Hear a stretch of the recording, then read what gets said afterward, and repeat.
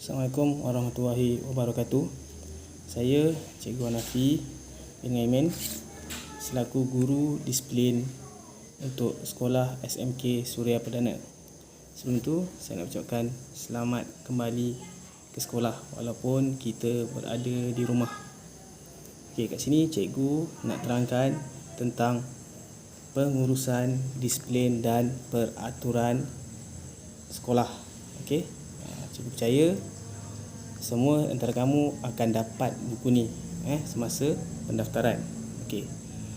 Selaku cikgu disiplin, saya nak terangkan serba sedikit tentang peraturan dan disiplin sekolah. Okey, sebelum tu saya akan semak kat sinilah. Okey.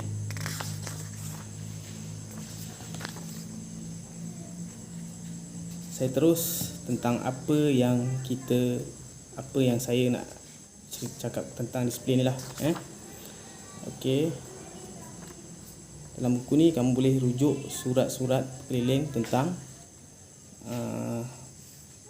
perkara-perkara atau larangan-larangan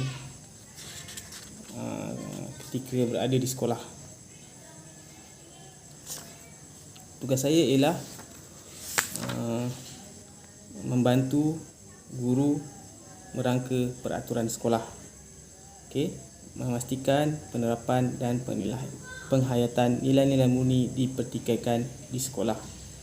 Okey, dan seterusnya lah. Seterusnya kita masuk pada peraturan larangan di sekolah. Okey, larangan di sekolah. Yang pertama ialah murid-murid yang di bawah 21 tahun adalah dilarang menganggotai atau mengambil bahagian dalam mana-mana apa jua aktiviti politik. Seterusnya, murid dilarang menulis surat atau risalah apa jua bahan bercetak yang berunsurkan hasutan dan propaganda. Seterusnya, murid dilarang membawa, menyimpan, memaparkan risalah-risalah bercetak mengenai parti-parti politik dalam negara maupun parti politik di luar negara. Murid ingin menulis surat apa jua bercetak bentuk politik ataupun propaganda kepada organisasi bukan blok komunis di dalam atau di luar negara adalah melalui pengetua. Okey, yang seterusnya kamu baca. Okey, kita terus kepada larangan membawa telefon bimbit di dalam kawasan sekolah sewaktu sesi pembelajaran. Okey, bukan tak boleh, boleh tapi atas kebenaran guru. Seterusnya penggunaan liquid paper. Okey, liquid paper tidak dibenarkan sama sekali, iaitu liquid paper yang cair itulah. Okey, seterusnya murid-murid perlulah berada di sekolah pada 10 minit lebih awal daripada waktu pembelajaran. Okey, waktu pembelajaran start 7.30, jadi kamu perlu ada di sekolah pada 7.20 pagi, dan pulang pada 1.30 atau pukul 2 bergantung kepada jadual PDP kamu lah.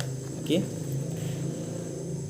Seterusnya murid hendaklah sentiasa menepati semua masa belajar yang telah ditetapkan dalam jadual belajar dan sentiasa mengikuti segala program aktiviti yang dijalankan oleh pihak sekolah.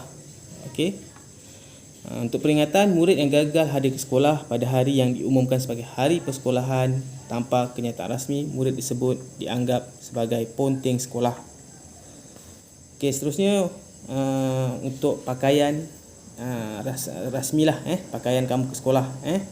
Okey, untuk murid lelaki, seluar perlulah seluar yang biasa itulah, seluar sekolah berkali hijau. Jeans tidak dibenarkan sama sekali. Okey, seterusnya baju warna putih dan berkolar lah, ya.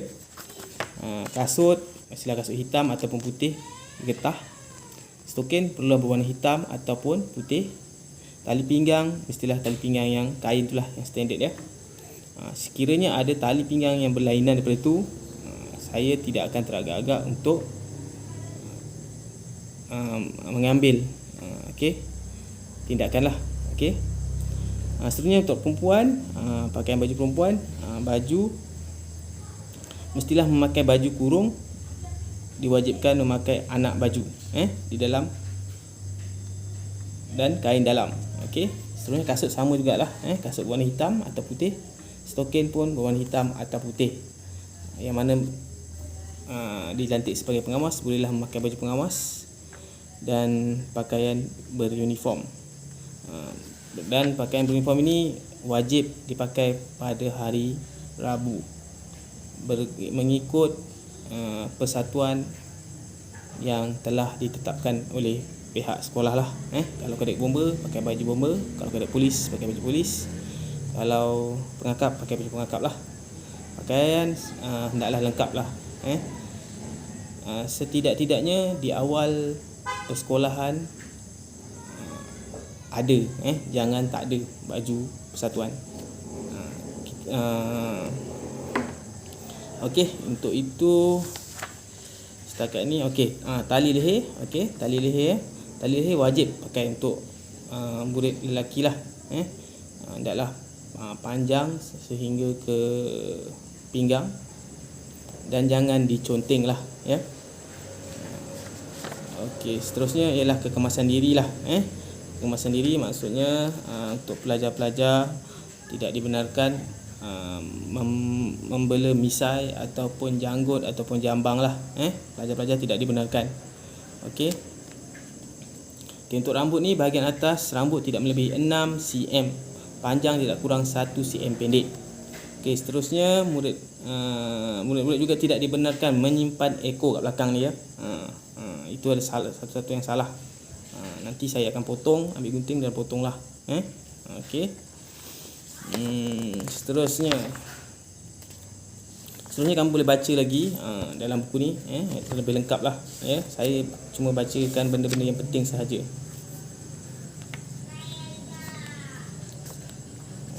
Okey. Okey, kita masuk terus kepada salah laku yang dikenakan tindakan disiplin lah. Ada 3 jenis salah laku kat sini. Pertama, salah laku berat. Kedua, salah laku sederhana. Ketiga, salah laku ringan. Dan keempat, salah laku biasa. Maafkan saya, tadi saya cakap 3, ada 4. Ada 4 salah jenis salah laku lah. Okey, untuk salah laku yang sederhana ni lah, jika kamu melakukan 3 kali kesalahan, maka kesalahan yang keempat itu adalah kesalahan yang berat, ya. Antara salah laku yang berat lah, saya terangkan apa salah laku yang apa yang dikatakan salah laku berat ni. Okey, seperti mendengar dadah, okey, membawa alat elektronik seperti handphone. Bawa handphone ni kesalahan berat, ya. Okey, mempunyai atau menyimpan senjata-senjata yang berbahaya lah, seperti bahan letupan, okey, merosakkan harta benda guru, merosakkan harta benda sekolah, dan sebagainya lah. Kamu boleh baca lagi kat dalam ni lah.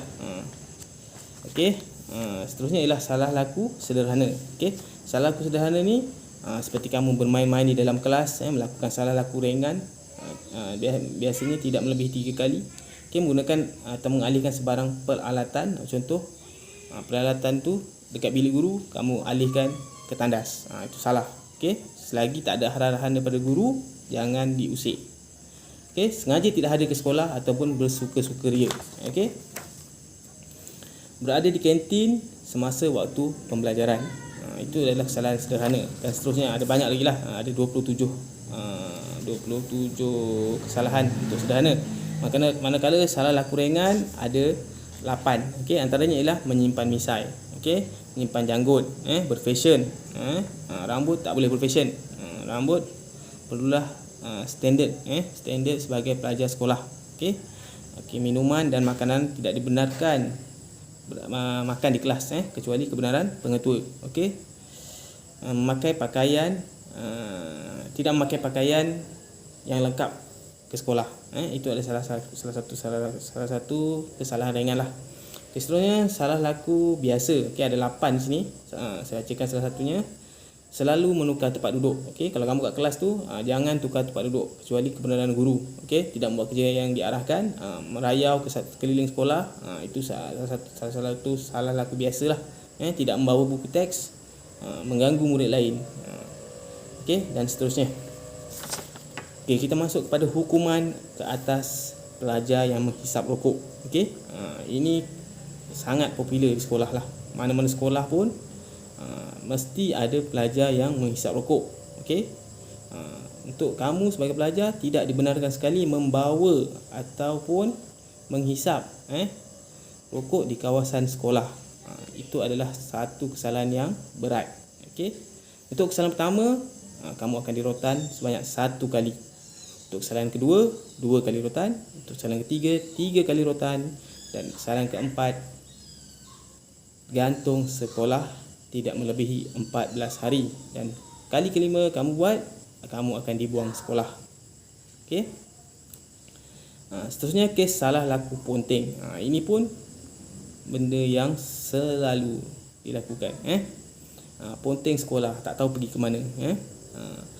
Kalau kamu tak datang sekolah, perlu pastikan kamu mendapat mendapat MC ataupun surat daripada pengakuan daripada penjaga lah. Okey. Okey, tindakan segera tindakan yang akan diambil oleh pihak sekolah ialah sekiranya kamu berturut-turut ponteng, untuk 3 hari pertama, surat pertama akan dikeluarkan. Untuk 10 hari yang seterusnya kamu tak datang lagi, surat amaran kedua. Untuk hari ke-17, jika kamu tak datang lagi, surat amaran terakhir. Dan hari ke-31, secara automatik kamu akan dibuang sekolah. Jadi cikgu harap kamu tak akan ponteng suka-suka lah.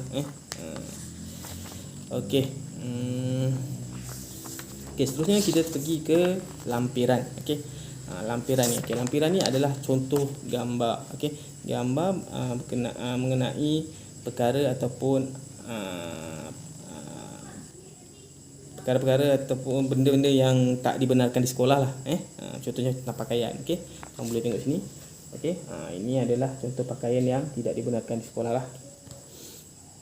Antaranya berbaju sempit, baju singkat, kemeja terkeluar. Ini pun tak boleh lah. Kamu lelaki mesti baju masuk dalam. Tentang tali leher juga tak boleh terkeluar-keluar macam ni. Seterusnya, jenis-jenis kasut, ataupun rambut. Rambut tak boleh lebih daripada collar. Untuk lelaki yang belakang tak boleh lebih daripada collar. Antaranya ialah barang-barang yang tidak dibenarkan dibawa di sekolah. Ini pun ada contoh-contohnya.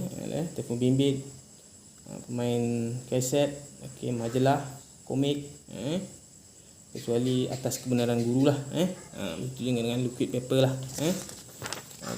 Antara lagi yang dilarang untuk perempuan, cincin, rantai leher. Sini ada contoh gambarnya lah. Kamu boleh semak sendirilah. Yang di bahagian akhir sekali, setelah kamu baca semua ni nanti, kamu semak dan baca. Kamu tulis nama kamu di sini. Pengetua sini SMK Suria Perdana. Tulis nama kamu siapa sini semua sampai habis. Baca. Tulis nama mak ayah kamu sini, minta mereka tanda tangan. Seterusnya, nama di atas nama bapa atau mak, di bawah pun nama bapa atau mak lah, sebagai saksi. Dan seterusnya nama kamu, nama kamu dan tanda tangan. Bila sekolah buka nanti, bawa buku ni jumpa guru tingkatan.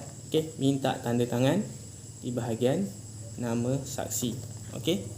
Ini bukti ni sebagai panduan ataupun rujukan kamu sekiranya kamu melakukan kesalahan. Itu saja dari saya untuk maklumat disiplin sekolah. Saya harap pelajar-pelajar semua dapat menjaga kesihatan dan sentiasa sihat untuk meneruskan pembelajaran. Terima kasih. Assalamualaikum.